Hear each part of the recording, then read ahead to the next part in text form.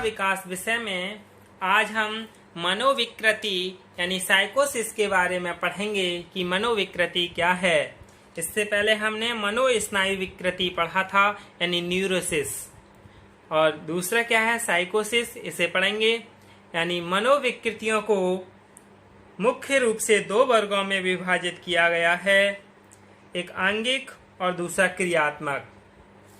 यानी साइकोसिस are mainly divided into two classes, organic और फंक्शनल। आंगिक मनोविकृतियों में, जैसा कि उनके नाम से ही स्पष्ट है कि आंगिक मनोविकृतियों में आंगिक तथा शारीरिक कारणों का विशेष रूप से हाथ होता है, जैसा कि मस्तिष्क में चोट आदि। In associative psychosis, as evident in their name, the physical causes of the attachment are particularly hands, such as brain injury, etc. दूसरा है क्रियात्मक यानी फंक्शनल। क्रियात्मक मनोविकृतियों में शारीरिक कारण और मनोवैज्ञानिक कारण अधिक महत्वपूर्ण होते हैं, यानी दोनों इसमें। चिकित्सा मनोविज्ञान में विशेषतः क्रियात्मक मनोविकृतियों का अध्ययन किया जाता है, क्योंकि अधिकतर कारण व उपचार मनोवैज्ञानिक होते हैं। तो इसमें मनोविकृति में कितने, क्रियात्मक में दो कारक होते हैं, यानी physical causes are less important and psychological causes are more important in functional psychologies. क्रियात्मक मनोविकृतियों के प्रकार यानी टाइप्स ऑफ फंक्शनल साइकोसिस, मनोविदलता यानी स्काइजोफ्रेनिया और उत्साह विषाद मनोविकृति यानी मैनिक डिप्रेसिव साइकोसिस। इसके बाद मनोस्नायु विकृति और मनोविकृति यानी न्यूरोसिस और साइकोसिस में अंतर जानेंगे। डिफरेंस बिटवीन साइकोन्यूरोसिस एंड साइकोसिस। पहला है मनोस्नायु विकृतियों की अपेक्षा अधिक जटिल और गंभीर होती है, यानी साइकोसिस are more complex and severe than psychiatric malformations. दूसरा है मनोविकृतियों से मनुष्य, क्या है, मनोविकृतियों से मनुष्य आत्मा, संयम और सामाजिक संतुलन खो बैठता है, जबकि मनोस्नायु विकृतियों में ऐसा नहीं है। यानी मनोविकृतियों में क्या है, वो अपना आत्म संयम खो बैठता है, लेकिन मनोस्नायु विकृतियों में ऐसा कुछ नहीं है। यानी साइकोसिस leads to loss of self restraint and social balance, whereas psychoanalysis do not। फिर है आत्म संयम खो बैठने के कारण मनोविकृति के शिकार लोगों में आत्महत्या की प्रवृत्ति दिखलाई पड़ती है, और इसलिए उनकी बड़ी देखभाल करनी पड़ती है, लेकिन मनोस्नायु विकृतियों के रोगियों में ऐसा नहीं देखा जा सकता है। यानी जो साइकोसिस होते हैं वो आत्महत्या के लिए ज़्यादा आत्महत्या की ओर ज़्यादा अट्रैक्टिव होते हैं।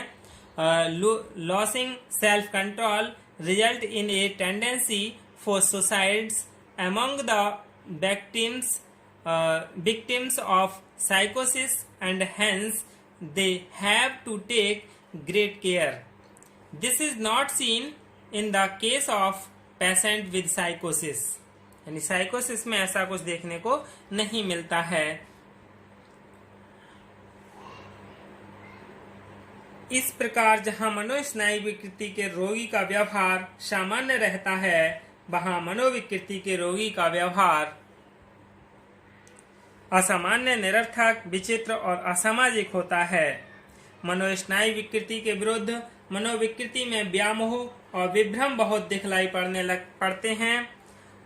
मनोस्नायु विकृति के रोगियों के विरुद्ध मनोविकृति के रोगियों का व्यक्तित्व इतना बदल जाता है कि वे अपने दोष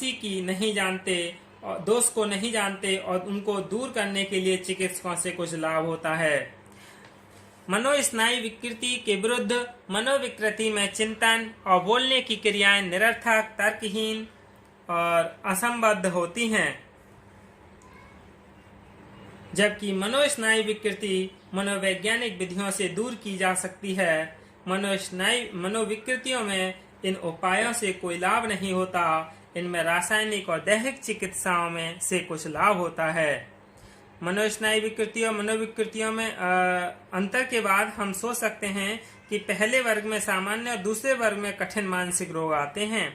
इन दोनों ही वर्गों के रोग मुख्य रूप से मानसिक होते हैं। दोनों में ही समाज में व्यक्ति का समायोजन कठिन हो जाता है। दोनों ही में व्यक्ति से संबंधित अन्य लोगों की कठिनाई उत्पन्न होती है। सच तो यह है कि इन दोनों में गुण का नहीं बल्कि मात्रा का अंतर है। अब तक के विवेचन से यह स्पष्ट हो गया होगा कि मनोस्नायु रोग जब अत्यधिक जटिल और असाध्य हो जाता है तब वह मनोविकृति का रूप धारण कर लेता है। जब तक रोगी अपने दोष जानता है, वह अपने हसोहवास दुरुस्त रखता है तथा उपचार में चिकित्सक को सहयोग देता है, तब तक तो वह स्नायु विकृति का शिकार माना जाएगा।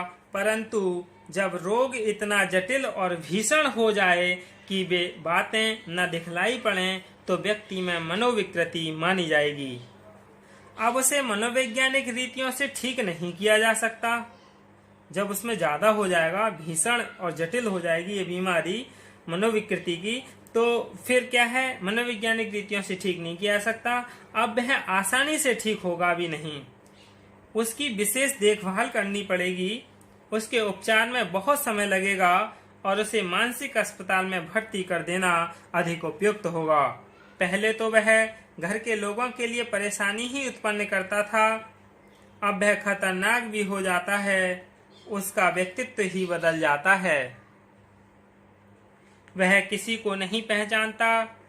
कानूनी भाषा में ऐसे लोग पागल माने जाते हैं और उनको उनके कार्यों का जिम्मेदार नहीं ठहराया जाता है। यानी जो लोग ऐसे होते हैं उन्हें पागल जब मान लिया जाता है, यदि वो कोई भी कार्य कर दें उचित या अनुचित तो उन्हें जिम्मेदार नहीं ठहराया जाता है। ये क्या है, मनोस्नायु विकृति और मनोविकृति में अंतर है, यानी न्यूरोसिस और साइकोसिस में। धन्यवाद।